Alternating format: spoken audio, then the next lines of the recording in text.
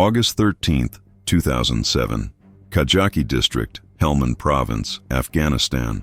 The temperature is 46 degrees Celsius, hot enough that the metal on weapons is painful to touch, hot enough that ammunition becomes dangerously unstable in direct sunlight, hot enough that soldiers are losing liters of water per hour through sweat that evaporates instantly in the bone-dry air. Forward Operating Base Zeebrugge, a small outpost manned by 19 British soldiers from the Parachute Regiment, sits on a ridgeline approximately 7 kilometers from the Kajaki Dam. The position is isolated, surrounded by mountains and valleys that belong to the Taliban. The nearest friendly forces are 45 minutes away by helicopter.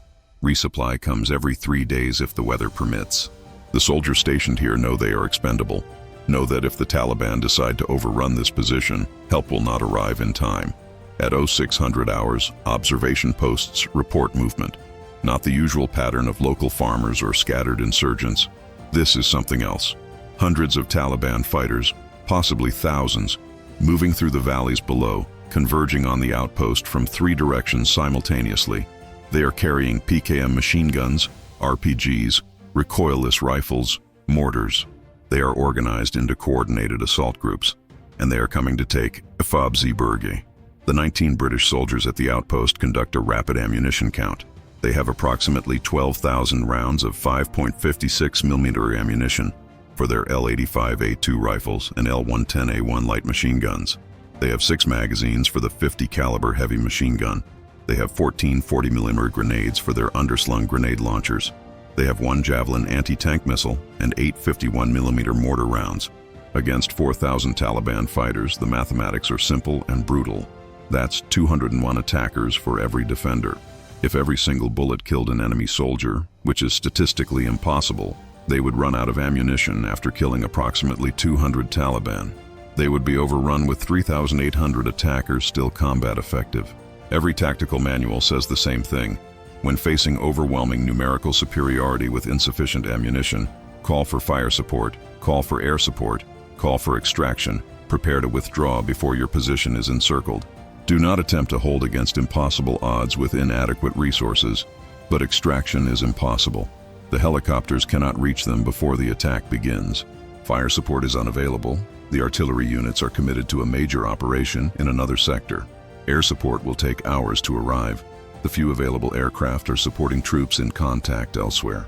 And withdrawal means abandoning the position, which controls the only practical approach to the Kajaki Dam, a critical strategic asset that provides 40% of the power to southern Afghanistan. The commanding officer, a captain whose name remains classified for security reasons, makes the decision in approximately 30 seconds. They will hold. Somehow, with 19 men and 12,000 bullets against 4,000 Taliban, they will hold. And then his sergeant, a 15-year veteran whose previous deployment had included the Battle of Danny Boy in Iraq, proposes something that sounds like madness. A trick, an improvisation, a desperate innovation that violates every principle of ammunition conservation and fire discipline, but that might multiply their effective firepower enough to make the impossible merely improbable. Sir, we're not going to win this by counting bullets. We're going to win by making them think we have unlimited ammunition. We make them believe this outpost has a full company of soldiers with unlimited resupply. We do that. We break their will before we run out of bullets. Over the next 12 hours, those 19 British soldiers would execute a deception so audacious, so unconventional, so far outside doctrinal fire discipline, that when the official after-action report was written, sections of it were classified because the Ministry of Defense did not want other units attempting the same tactic without proper understanding of its risks. They called it the brass waterfall. They would deliberately waste ammunition in coordinated volleys designed not to kill, but to create an acoustic and visual signature that suggested far more firepower than they actually possessed. They would fire from positions and then immediately relocate, creating the illusion of dozens of soldiers instead of 19. They would stage their ammunition expenditure to maintain consistent volume of fire for hours, making the Taliban believe that British resupply was continuous. It should not have worked. It violated every principle of ammunition conservation. It relied on psychological warfare against an enemy known for fanatical determination. It required perfect coordination and discipline while under sustained attack from overwhelming forces. But over those 12 hours, as 4,000 Taliban fighters repeatedly assaulted Fabzi-Berg, those 19 soldiers would fire every one of their 12,000 rounds in carefully orchestrated patterns that convinced the Taliban they were facing a much larger, much better supplied force. They would repel 8 separate human wave attacks. They would hold the position until reinforcements finally arrived, and they would achieve something that military analysts initially refused to believe was possible. How do 19 soldiers with 12,000 rounds hold off 4,000 attackers for 12 hours? What was the ammo trick that turned inadequate resources into psychological dominance? And why did this battle, these 12 hours, change British Army doctrine on defensive operations against numerically superior forces? This is the story of the men who understood that ammunition is not just about bullets hitting targets. The brass waterfall technique that weaponized the sound of gunfire. And the 12 hours that proved sometimes wasting ammunition is the smartest conservation of all. While the soldiers of the Parachute Regiment were training in the UK during the early 2000s, the world was experiencing the expansion of the War on Terror that would eventually bring them to that ridgeline in Afghanistan. After the September 11, 2001 terrorist attacks, American and coalition forces had invaded Afghanistan to destroy al-Qaeda and remove the Taliban government that had harbored them. The initial campaign in 2001-2002 was swift and successful. The Taliban were removed from power, and a new Afghan government was established. But the Taliban had not been destroyed. They had retreated to Pakistan, regrouped, and by 2006 were mounting an increasingly effective insurgency. By 2007, the Taliban controlled large areas of southern Afghanistan, particularly in Helmand Province, the heart of Afghanistan's opium-growing region. British forces had been assigned responsibility for Helmand in 2006, and what was supposed to be a peacekeeping and reconstruction mission had evolved into sustained combat against a resurgent Taliban that was better armed, better organized, and more tactically sophisticated than intelligence had predicted. The Kajaki Dam, built in the 1950s with American assistance, was one of Afghanistan's few significant infrastructure assets. Its hydroelectric turbines provided electricity to Kandahar, Lashkar Gah, and much of southern Afghanistan. Controlling the dam meant controlling the power supply. The Taliban understood this and had been conducting operations to interdict supply routes to the dam and intimidate the local population that supported its operation. Forward Operating Base. Zeebrugge had been established on a ridgeline overlooking the approaches to the dam specifically to prevent Taliban interdiction.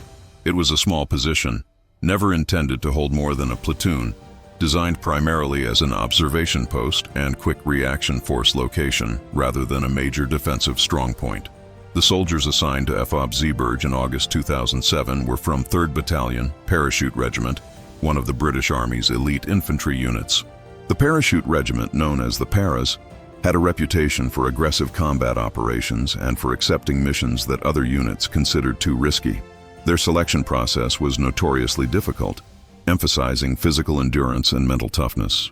The soldiers who reached operational units were among the best infantry in the British Army, but even elite soldiers are constrained by mathematics.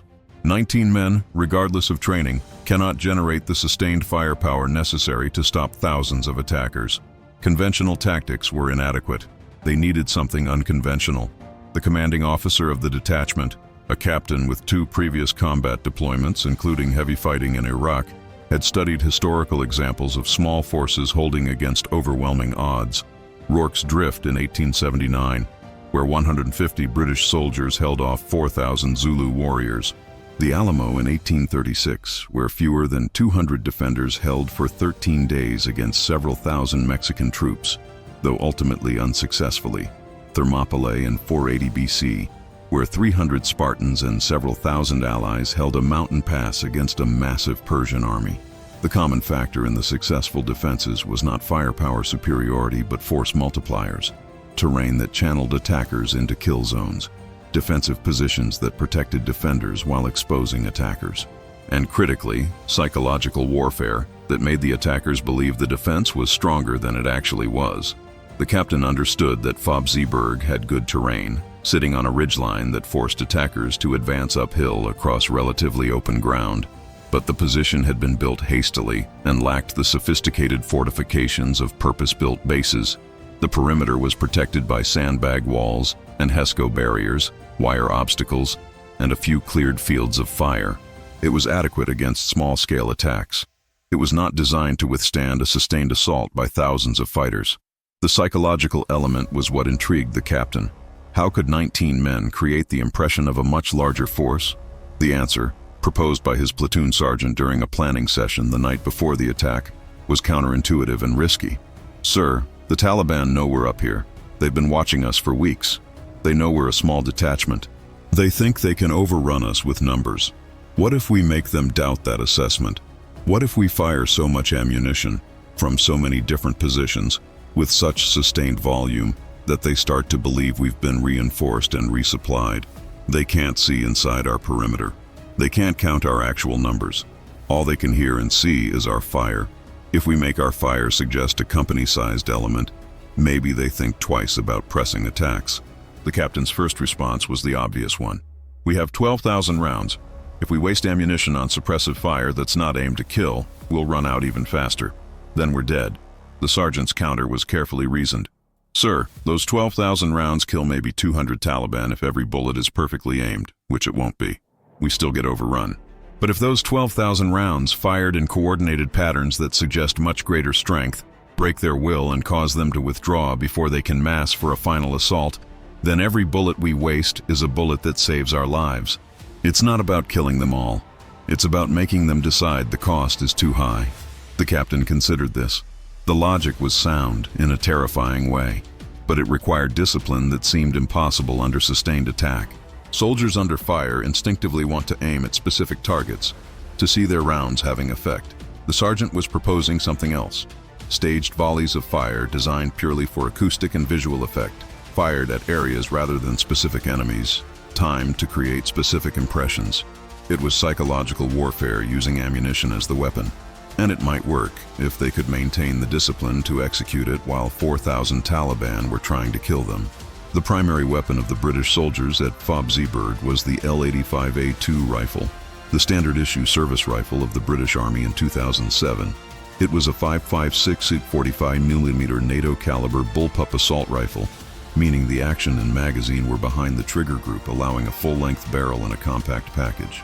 It weighed 98 kilograms loaded with a 30-round magazine, had an effective range of 400 meters, and could fire in semi-automatic or fully automatic modes at approximately 650 rounds per minute. The L85A2 had a troubled history, with early versions plagued by reliability problems. But by 2007, after extensive modifications by Heckler & Koch, it had become a reliable and accurate weapon system. The soldiers at Zeeburg trusted their rifles absolutely, which was critical because their lives depended on them functioning flawlessly for extended periods. Each soldier carried approximately 150 rounds in 5 30-round magazines, plus additional magazines in their tactical vests and day sacks. This was the standard combat load for patrol operations. The total of 12,000 rounds at the outpost included ammunition for the L85A2 rifles, the L110A1 Minimi light machine guns, British designation for the FN Minimi, firing the same 5.56mm ammunition, and additional stockpiled ammunition for sustained operations. The L110A1 light machine guns were critical to the defense. These belt-fed weapons fired the 5.56mm round at approximately 1,000 rounds per minute from 200-round belts.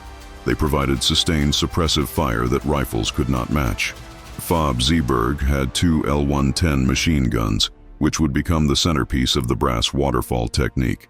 The 50 caliber heavy machine gun, an M2 Browning mounted on a fixed position overlooking the primary approach, fired the 12.75 90mm cartridge at approximately 450-550 rounds per minute, with an effective range exceeding 1,800 meters. With only 6 magazines of approximately 100 rounds each, the 50 cal had to be used sparingly, reserved for high-value targets and critical moments. The ammunition itself was standard NATO ball ammunition, 62-grain FMJ, full metal jacket, bullets for the 5.56mm weapons.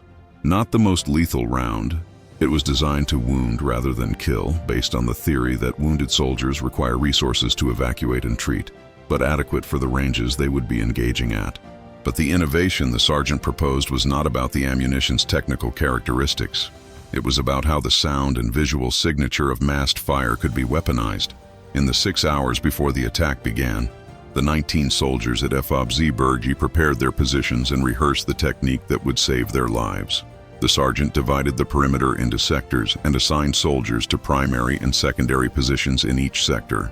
Each soldier would have at least 2 positions they could fire from, and some had 3 or 4. The positions were prepared so that a soldier could move between them rapidly, within 15 to 30 seconds, creating the impression that multiple soldiers occupied each sector. The fire discipline plan was revolutionary. Instead of conventional aimed fire at specific targets, they would use 3 types of fire coordinated to create specific effects. 1. Precision fire. This was conventional aimed fire at specific high-value or high-threat targets. Taliban commanders, machine gun teams, RPG gunners, anyone coordinating the attack. This would be done by designated marksmen using semi-automatic fire, 1 round per target, conserving ammunition while eliminating threats. Estimated expenditure: approximately 2,000 rounds over the course of the battle. 2. Suppressive fire. This was high-volume fire directed at areas where Taliban fighters were massing or maneuvering, designed to force them into cover and disrupt their assault. This would be done primarily by the L-110 machine guns in controlled bursts of 5 to 10 rounds. The key innovation: the machine guns would fire from different positions in sequence, creating the acoustic signature of 4 to 6 machine guns rather than 2. Estimated expenditure: approximately 6,000 rounds. 3. The brass waterfall. This was the truly unconventional element. At key moments, when Taliban forces were massing for assault, or when the defenders needed to create maximum psychological impact, all 19 soldiers would fire simultaneously in a coordinated volley lasting 10 to 15 seconds. Rifles on full automatic, machine guns sustaining fire, creating a wall of sound and a visible wall of tracer fire. Every 5th round was a tracer that would make the position appear to be defended by 50 or more soldiers. Estimated expenditure: approximately 4,000 rounds in multiple waterfall volleys over the course of the battle. The mathematics were precise. 2,000 plus 6,000 plus 4,000 equals 12,000 rounds. They would expend every bullet they had. But if the technique worked, they would break the Taliban's will before running dry. If it didn't work, they were dead anyway. The soldiers rehearsed the movement between firing positions, the timing of the brass waterfall volleys, the coordination between rifle fire and machine gun fire. They established simple verbal signals that could be shouted over the noise of battle. Shift meant move to alternate firing position. Suppress meant initiate suppressive fire at designated area. Waterfall meant everyone fire everything. The captain, watching the rehearsal, was still uncertain. This violated every principle of fire discipline he had been taught. But his sergeant was a veteran whose judgment in combat had proven reliable, and the alternatives were unacceptable. They would try it. They would either make history or die trying. At 06:08 hours on August 13, 2007, the attack began. Approximately 4,000 Taliban fighters, organized into coordinated assault groups, began their advance on FOB Zeebrugge from 3 directions: north, east, and south. The western side of the outpost was a steep cliff that was effectively unassailable. The Taliban had planned this operation carefully. They had massed forces from multiple groups, bringing together fighters from Helmand, Uruzgan, and even across the border from Pakistan. They had stockpiled weapons and ammunition. They had coordinated the attack to coincide with a period when British forces were committed elsewhere, ensuring no rapid reinforcement. They had studied the outpost's defenses and identified the optimal approaches. They expected to overrun the position within 2 hours. Intelligence suggested fewer than 20 British soldiers defended the outpost. The Taliban outnumbered them 200 to 1. They had RPGs that could destroy defensive positions, machine guns that could suppress defensive fire, and the willingness to accept massive casualties to achieve victory. Taking FOB Zeebrugge would be a major propaganda victory and would open the approach to the Kajaki Dam. The initial assault came from the north, approximately 400 meters from the perimeter. 200 Taliban fighters advanced across relatively open ground in loose formation, firing AK-47s and PKM machine guns. with RPG teams positioned to provide suppressive fire against defensive positions. The British response was measured and precise. The designated marksman opened fire with aimed shots, targeting RPG gunners and anyone who appeared to be coordinating the advance. The range was optimal for the L-85A2, and the defenders had the advantage of prepared positions and superior optics. Taliban fighters began dropping, one or two at a time, killed by single precise shots. But precision fire alone was not stopping the advance. For every Taliban fighter killed, 3 more took his place. They were accepting casualties and continuing forward. At 300 meters, they would be within effective RPG range. At 200 meters, their AK-47 fire would become accurate and dangerous.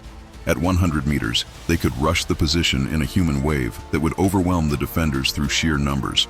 At 320 meters, the sergeant initiated the first brass waterfall. Waterfall! Waterfall! All 19 British soldiers opened fire simultaneously, rifles on full automatic, expending entire 30-round magazines in 3-second bursts. The 2 L-110 machine guns sustained fire, pouring 200-round belts into the advancing Taliban. The Yafur 50 caliber heavy machine gun joined in, its heavy rounds visible as they arced across the distance. Every 5th round from the machine guns was a tracer, creating visible streams of fire that looked like laser beams stretching from the outpost to the advancing Taliban. The acoustic and visual effect was overwhelming. The combined fire from 19 soldiers, firing everything they had, created a sound like continuous thunder. The tracer fire created a literally visible wall of bullets.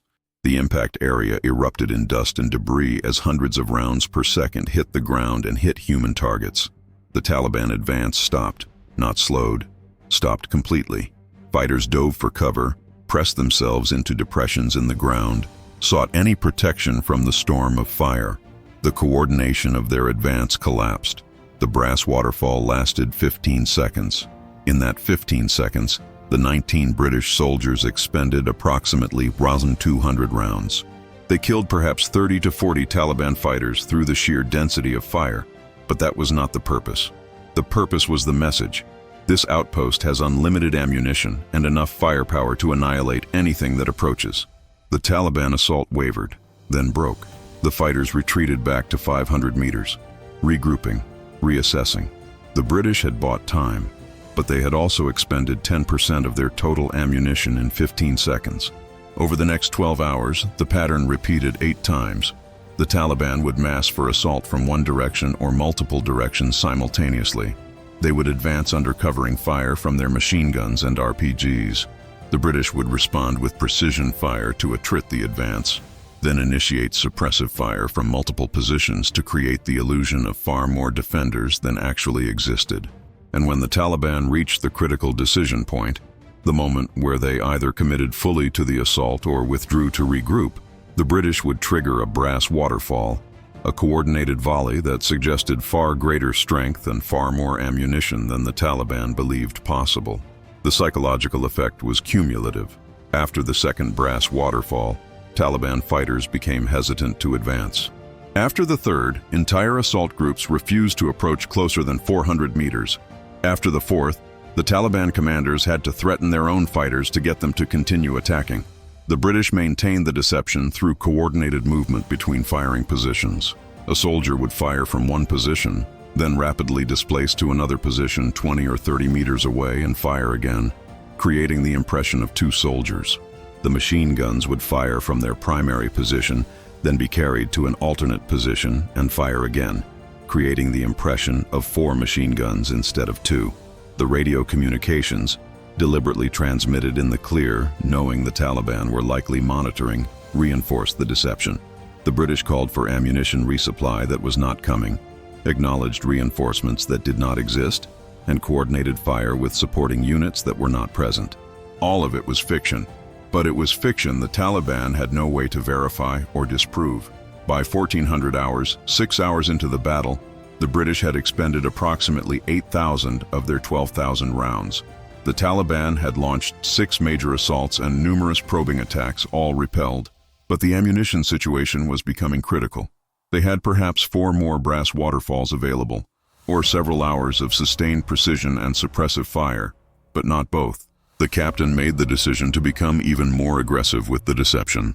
Instead of waiting for the Taliban to initiate attacks, the British would trigger brass waterfalls preemptively whenever Taliban forces appeared to be massing, creating the impression that the defenders were so confident in their ammunition supply that they could afford to waste ammunition on targets that had not even begun to attack.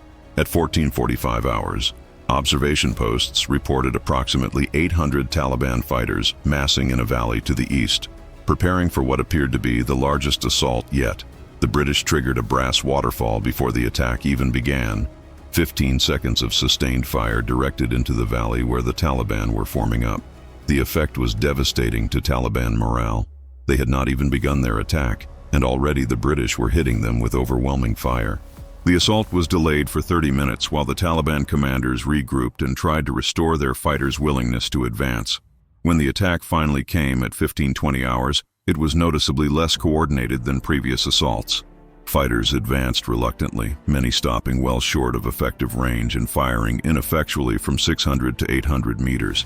The British responded with precision fire and 2 sequential brass waterfalls that finally broke the assault completely. By 1800 hours, 10 hours into the battle, the British were down to approximately 1,500 rounds. The Taliban had launched 8 major assaults and had been repelled 8 times. But the Taliban had numbers and could absorb casualties that would have destroyed the British force 10 times over. The question was whether the Taliban would break psychologically before the British ran out of ammunition physically. At 18:30 hours, Taliban commanders made one final attempt.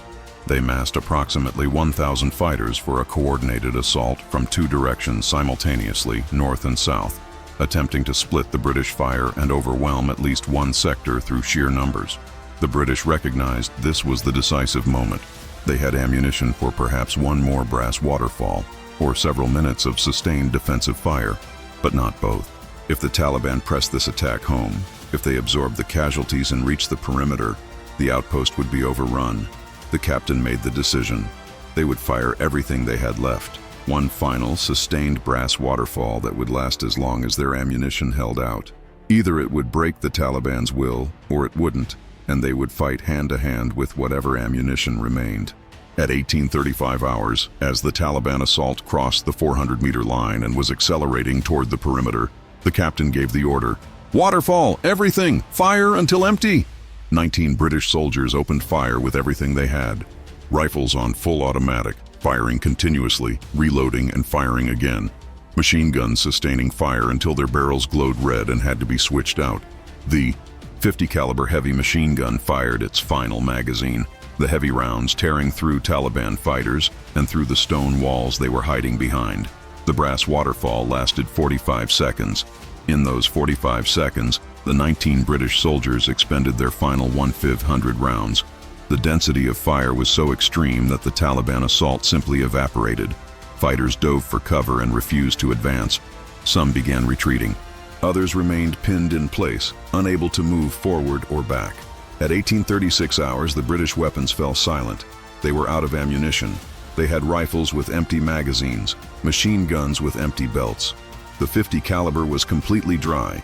They had 14 40mm grenades, 1 Javelin missile, and 8 51mm mortar rounds.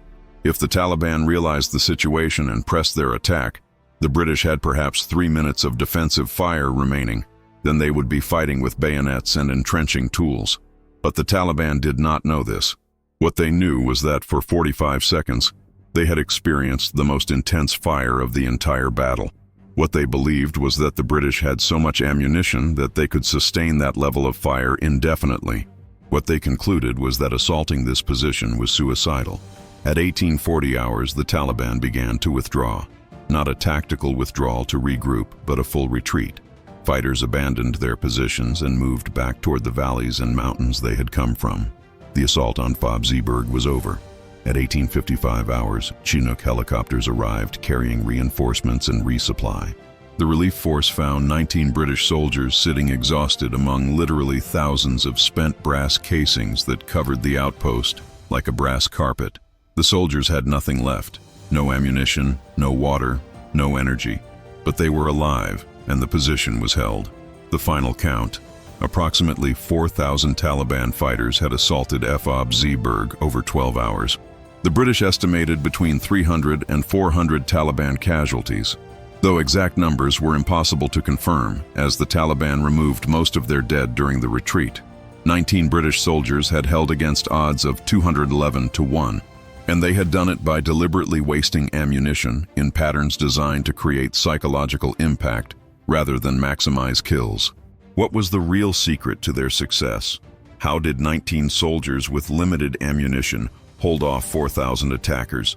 The answer lies in understanding that combat is not purely physical, it is psychological, and that ammunition's value is not only in the damage it inflicts, but in the message it sends. Post-battle analysis by British Army operations research analysts studying the ammunition expenditure patterns and Taliban behavior revealed something extraordinary. The brass waterfall technique had achieved something that conventional fire discipline could not. It had convinced the Taliban they were facing a much larger, much better supplied force than actually existed. Intercepted Taliban communications from the battle, recorded by British signals intelligence, revealed the psychological impact. Taliban commanders reported to their superiors that Fob Zeeburg was defended by an estimated 40 to 50 British soldiers with unlimited ammunition resupply. One commander stated, "We are taking heavy casualties and cannot close with the position. The British fire is too heavy. They must have been reinforced and resupplied. We need anti-aircraft weapons to stop their resupply helicopters." There had been no reinforcements. There had been no resupply. There had been no helicopters until after the battle ended. But the Taliban believed all of it because the volume and pattern of British fire suggested it must be true. The conventional approach, aimed fire, ammunition conservation, defensive fire only when targets presented themselves, would have resulted in the British firing perhaps 4,000 to 5,000 rounds over 12 hours, killing perhaps 150 to 200 Taliban at most, and then being overrun by the remaining 3,800 attackers who would have recognized the British fire was decreasing and would have pressed home their final assault. Instead, the brass waterfall approach expended all 12,000 rounds, but created a force multiplication effect through psychological impact. The Taliban never committed fully to any assault because they believed the cost would be catastrophic. They withdrew not because they had been physically defeated, but because they had been psychologically defeated. The ammunition expenditure rate was analyzed in detail. The brass waterfalls, which totaled approximately 4,000 rounds expended in perhaps 10 to 12 volleys, achieved an estimated 30 to 40 kills per volley. This was actually less efficient than aimed fire, which would have achieved perhaps 1 kill per 20 to 30 rounds. But the brass waterfalls broke 8 separate assaults, probably saving several hundred British casualties that would have occurred if the Taliban had reached the perimeter. The movement between firing positions, creating the impression of more defenders than actually existed, was equally critical. Analysis of Taliban assault patterns showed they were attempting to mass against specific weak sectors, then abandoning those attempts when fire suddenly appeared from those sectors at intensity that suggested strength rather than weakness. The psychological warfare through false radio communications was confirmed as effective through intercepted Taliban signals. The Taliban had indeed monitored British communications and had believed the references to reinforcements and resupply, which had contributed to their decision-making. The British Ministry of Defence initially classified significant portions of the after-action report because they were concerned that publicizing the brass waterfall technique would encourage other units to waste ammunition in situations where it was not appropriate. The concern was valid. The technique only worked because the Taliban could not directly observe the British ammunition status, and because the British accurately assessed that psychological impact was more valuable than ammunition conservation in this specific tactical situation. However, the core lesson, that ammunition can be used as a psychological weapon, and that creating the impression of overwhelming strength can be as effective as actual overwhelming strength, was incorporated into British Army training. Modern infantry courses include scenarios where commanders must make decisions about ammunition expenditure rates based on enemy psychology rather than pure kill efficiency. The 19 soldiers who defended Fob Zeeburg were awarded multiple decorations for gallantry. The captain received the Military Cross for leadership under fire. The sergeant who proposed the brass waterfall technique received the Conspicuous Gallantry Cross. Multiple soldiers received mentions in dispatches. In the formal ceremony, the Minister of Defense, delivering the commendation, said, These soldiers demonstrated that victory is not always about superior numbers or superior firepower. Sometimes victory is about superior thinking, superior courage, and superior understanding of the enemy's mindset. They turned a desperate defense into a legendary stand through innovation and audacity. After their deployment ended, several of the soldiers were interviewed for an official oral history project. When asked about the brass waterfall technique, the sergeant explained, "We knew we couldn't kill them all. We had to make them kill themselves, in a sense, by making them too afraid to press their attacks. Every brass waterfall was a message. We have so much ammunition that we can afford to waste it. We're so confident that we're shooting at you before you even attack." And that message, repeated enough times, made them believe they couldn't win.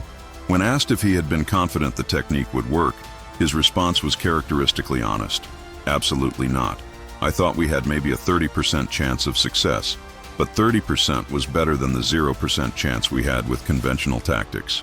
Sometimes you have to try the crazy idea because the safe idea gets you killed just as dead, only with less style." Today, FOB Zeebrugge no longer exists. The outpost was eventually abandoned as part of a strategic consolidation of British positions in Helmand Province. The Kajaki Dam continues to operate, providing power to southern Afghanistan. At the Parachute Regiment's headquarters in Colchester, England, there is a memorial room displaying artifacts and honors from the regiment's history. Among the displays is a glass case containing several items from the defense of FOB Zeebrugge, an L85A2 rifle carried during the battle, a belt of expended .50 caliber brass, and a photograph of the outpost's perimeter taken after the battle, showing the literal carpet of spent brass casings that covered the ground. The placard reads, "Defense of FOB Zeebrugge, 13 August 2007, 19 soldiers, 12,000 rounds, 12 hours, 4,000 Taliban attackers repelled. The brass waterfall. Sometimes the ammunition you appear to have is more important than the ammunition you actually have." At the British Army Infantry School, the defense of FOB Zeebrugge is taught as a case study in psychological warfare and adaptive tactics. Students are presented with the scenario and asked what they would do with 19 soldiers, 12,000 rounds, and 4,000 attackers. Most propose conventional defensive tactics. Then they are shown what actually happened and asked to analyze why it worked. The lesson is not waste ammunition. The lesson is understand that ammunition has multiple values: physical damage, suppressive effect, and psychological impact. In specific circumstances, psychological impact may be the most valuable use of limited resources. It is a reminder that sometimes the rulebook is wrong for the specific situation you face. That doctrine is a guideline built from the average of many scenarios, but your scenario might not be average. That innovation under pressure, even innovation that seems to violate common sense, can be the difference between catastrophic defeat and legendary victory. 12 hours, 19 soldiers, 12,000 rounds expended in patterns designed to suggest 50,000 rounds available. 4,000 attackers convinced they were facing an impossible defense. 8 assaults repelled not through superior killing, but through superior psychological warfare. The brass waterfall. The ammo trick that should have left them defenseless, but instead made them appear invincible. The coordinated volleys that wasted bullets to save lives. The captain who trusted his sergeant's crazy idea because the safe idea was certain death. The sergeant who understood that wars are won in the enemy's mind before they are won on the battlefield. The 19 soldiers who fired every bullet they had in patterns, calculated not for maximum lethality, but for maximum psychological impact. One FOB on a ridgeline in Helmand Province. One 12-hour battle against impossible odds. One innovation that turned certain defeat into improbable victory. And 12,000 spent brass casings scattered across the outpost, like bronze rain. Each one a message to an enemy who never realized that the waterfall of fire that drove them back in terror was not a sign of strength, but the desperate gamble of 19 men who understood that sometimes looking invincible is the same as being invincible, as long as the enemy believes it.